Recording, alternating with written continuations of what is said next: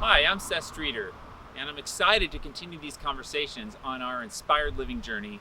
And today I have my friend Nora Tobin, who's here to talk about the physical dimension of wealth, how our body looks, feels, and functions. Thanks for being with us today, Nora. Thank you, Seth. I'm excited to be here. Yes, and today we're going to dive into nutrition, how we fuel this body of ours to really be our best self.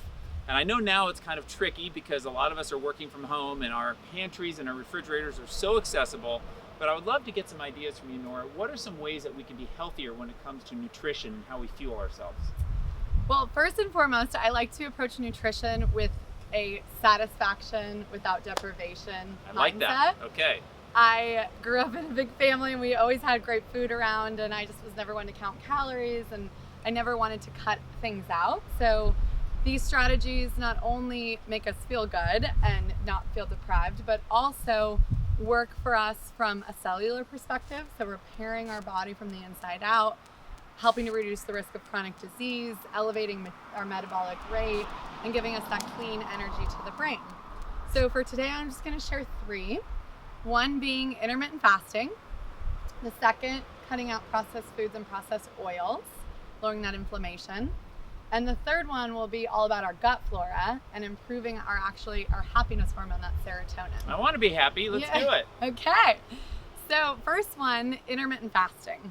So you may have already tried it. It's been around for actually thousands of years in different cultures. But all it is essentially is just changing the time in which you eat to a shorter period.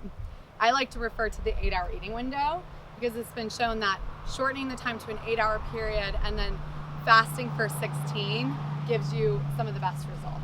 It also doesn't make you have to cut out all your food altogether for a day. So we can eat for 8 hours and we don't eat for 16 hours. Exactly. Okay, So for example, you would start eating, let's say at 11 or 12 p.m. just so then you can incorporate dinner in that social time later in the day. Okay.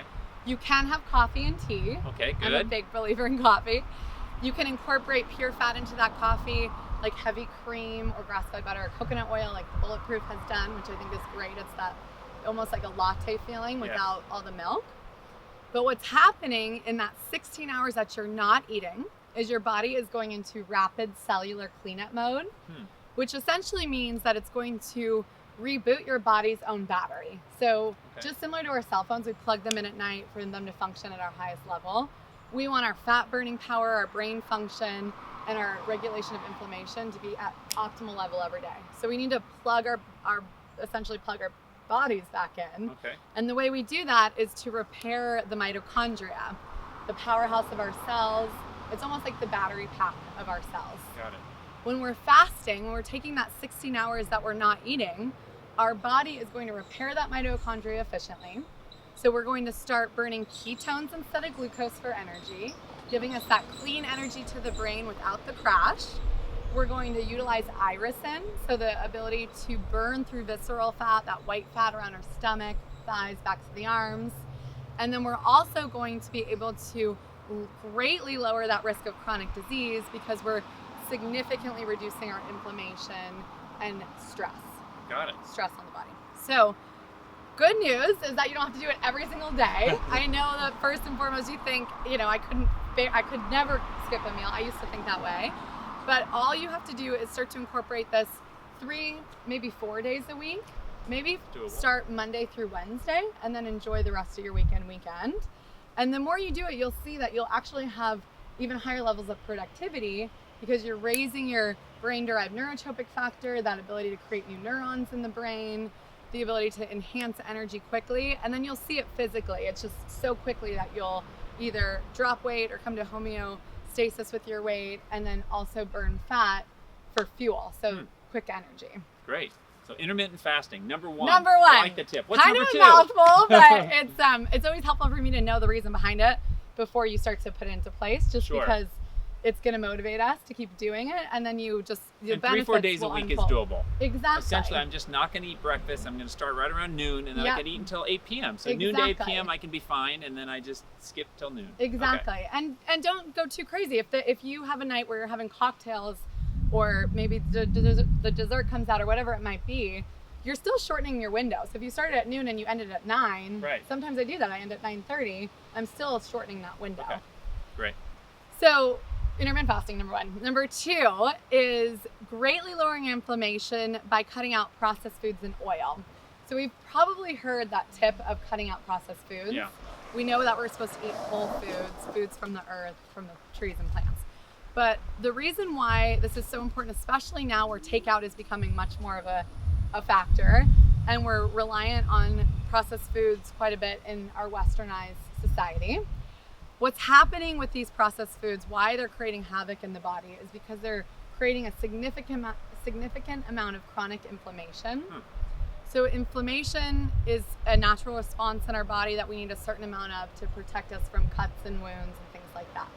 But from stress and processed foods, that inflammation is going to go up and it's going to stay up, and then that our immunity is going to actually start to go down. So that immune defense goes down when inflammation is high.